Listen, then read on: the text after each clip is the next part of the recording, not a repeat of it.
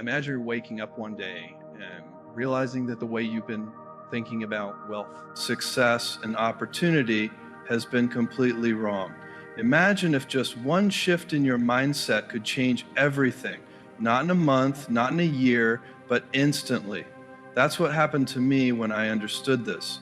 The moment it clicked, my entire approach to business, risk, and life transformed, and so did my results. Today, I want to share that realization with you because once you see it, you can't unsee it. When I started my journey, I wasn't chasing money. I was chasing something far more valuable, understanding. I wanted to understand why some people built empires while others stayed stuck in the cycle of struggle. And the truth hit me like a lightning bolt. The real game isn't about working harder, it's about thinking differently. Most people believe that getting rich is about luck, inheritance, or having the perfect idea. But the moment I realized that wealth is created through decisions, not circumstances, everything changed. I stopped looking at what was in front of me and started focusing on what could be. Amazon didn't become Amazon because I had the best idea in the world. It became Amazon because I was willing to play the long game when others wouldn't. When people laughed at the idea of selling books online, I wasn't thinking about today. I was thinking about a future where convenience would dominate. I wasn't reacting to the present, I was designing the future. This is what I want you to understand. Wealth is not about chasing success. It's about creating systems that lead to it. If you can solve a problem for people in a way that nobody else is willing to, and you do it consistently, wealth becomes a byproduct. And that's why I built Amazon, by obsessing over customers, not money. Another major shift that changed my life was understanding the power of risk taking. People think taking risks is dangerous, but the real danger is not taking them. When I left my Wall Street job to start Amazon, I knew I could fail, but I asked myself, when I'm 80 years old, will I regret trying and failing or never trying at all? That question made the decision. Most people let fear dictate their lives. They want guarantees before they move, certainty before they act. But the truth is, the biggest opportunities come disguised as uncertainty. They look like bad ideas, failed projects, and impossible dreams until someone proves otherwise. Here's what I want you to take away today.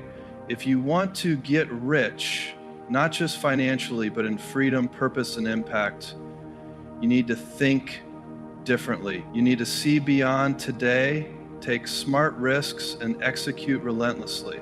The people who succeed aren't necessarily the smartest or the most talented. They're the ones who refuse to quit. So ask yourself, what's the one thing you know you need to do, but fear has been holding you back? Because the moment you move past that fear, the moment you shift your mindset, you won't just hope to get rich, you'll understand how to make it inevitable. Most people chase quick wins. They want immediate results, instant success, and fast money. But true wealth is never built that way. It comes from long-term thinking, from making decisions today that may not pay off for years, sometimes even decades. The biggest mistake people make is focusing on what they can get now instead of what they can create over time. When I started Amazon, I wasn't thinking about making a profit in the first year or even the second or third. I was thinking about how to build something so valuable, so essential, that people wouldn't be able to imagine their lives without it. That required patience. It required reinvesting every dollar back into growth, resisting the temptation to cash out early, and staying committed to the long-term vision. Most businesses fail because they focus too much on short-term gains. They cut corners, chase trends, and make decisions that give them a temporary boost but hurt them in the long run. That's why companies that look successful one year can completely disappear the next. They were never thinking far enough ahead. Long-term thinking isn't just about business, it applies to every area of life. It's about making choices today that lead to something bigger tomorrow. It's choosing to learn instead of staying comfortable. It's building relationships instead of exploiting them. It's sacrificing instant gratification for something greater down the road. Wealth doesn't happen overnight. It's the result of years of effort, consistency, and making the right moves when nobody else sees the vision.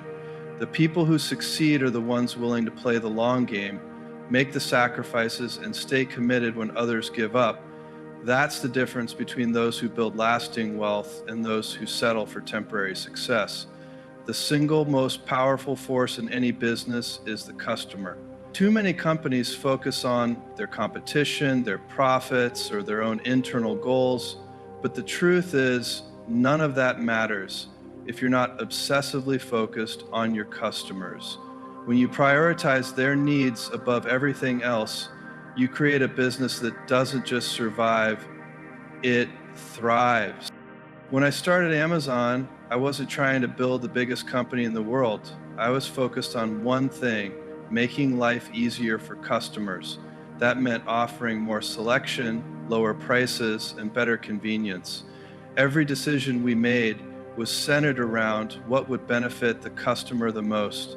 When we introduced customer reviews, people told us it was a bad idea because negative reviews could hurt sales.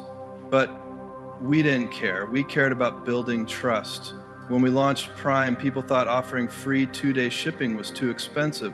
But we knew that if we made shopping easier, customers would keep coming back. This kind of obsession creates unstoppable momentum. When customers know that you genuinely care about them, they don't just buy from you, they become loyal, they tell their friends, they keep coming back. And when you listen to them, they tell you exactly what they want, which means you're never guessing, you're always innovating in the right direction. Most businesses fail because they get distracted. They focus on beating the competition instead of serving the customer. But the companies that win, really win, are the ones that never stop asking, how can we make this better for the customer? Because when you make their lives easier, they reward you with something far more valuable than money: loyalty. And loyalty is what builds businesses that last. Risk is often misunderstood. People think taking risks means being reckless, gambling everything on a wild idea, or jumping into the unknown without a plan. But real risk-taking, the kind that leads to success, is not about being careless. It's about having the courage to make bold moves while carefully calculating the potential outcomes. When I left my stable, well-paying job on Wall Street to start Amazon, it wasn't a reckless decision. It was a calculated one. I asked myself, when I'm 80 years old, will I regret not taking this chance? The answer was clear. I knew that even if I failed, I would be okay. But if I never tried, I would always wonder, what if? That kind of regret was a risk I wasn't willing to take. Calculated courage means looking at the data, evaluating the upside and downside, and making informed decisions, even when there are no guarantees. Every major innovation, every breakthrough, and every great business was built by people willing to take smart risks. If you wait for absolute certainty before making a move, you'll never take one. The key is understanding the difference between a bad risk and a smart risk. Bad risks are emotional, rushed, and based on hope rather than strategy. Smart risks are backed by research, guided by principles, and taken with an awareness of what's at stake. The biggest mistake people make is playing it too safe. Avoiding all risk doesn't protect you, it guarantees stagnation. The world moves fast, and those who refuse to take risks get left behind. Success comes to those who have the courage to step into the unknown, armed with the right information and the right mindset. That's how real breakthroughs happen. The biggest opportunities rarely come wrapped in a perfect package. More often than not, they look like bad ideas, impossible challenges, or outright failures. That's because truly groundbreaking opportunities aren't obvious. If they were, everyone would already be chasing them. What separates successful people from the rest is their ability to see potential where others see problems. When I started Amazon, most people thought selling books online was a terrible idea. They said people wouldn't trust the internet with their credit cards, that bookstores were too powerful, and that we'd never be able to compete. To them, it looked like a guaranteed failure. But I saw something different. I saw the early signs of an internet revolution and an opportunity to build something bigger than a bookstore. The skepticism didn't mean the idea was bad, it meant it was different. History proves this time and time again.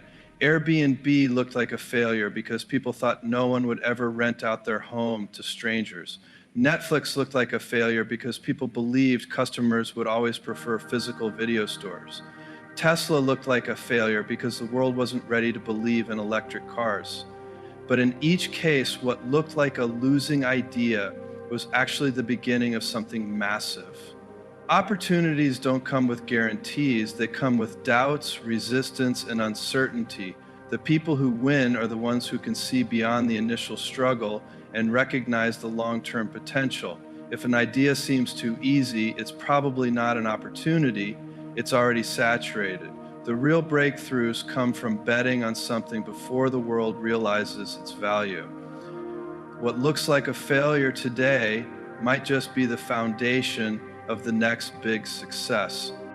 Ideas are worthless without execution. The world is full of brilliant ideas that never became anything because the people behind them didn't have the discipline, consistency, or drive to bring them to life. On the other hand, history is filled with examples of average ideas that turned into massive successes simply because someone was relentless enough to make them work. Execution is what separates dreamers from doers. When I started Amazon, the idea of selling books online wasn't unique. Other people had thought of it before. But what made the difference wasn't the idea, it was our relentless commitment to execution. We worked day and night, refining the process, improving customer experience, and making sure every order was delivered as promised. We didn't stop at books. We expanded into other categories. We didn't settle for good enough. We kept innovating. That's why Amazon succeeded while other online bookstores disappeared. Most people fall in love with ideas. They think if they just come up with the perfect concept, success will follow automatically. But the truth is, even the best idea in the world is useless without action. The businesses that win are the ones that do the work, the ones that show up every single day, improve constantly, and refuse to quit when things get hard. There will always be someone smarter, someone with more resources, someone who had the idea first, but execution levels the playing field. It's about persistence, adaptability, and an obsession with getting better. You don't need the perfect plan to start, you just need the determination to keep going. Because at the end of the day, success doesn't go to the person with the best idea, it goes to the person who refuses to stop until they make it real.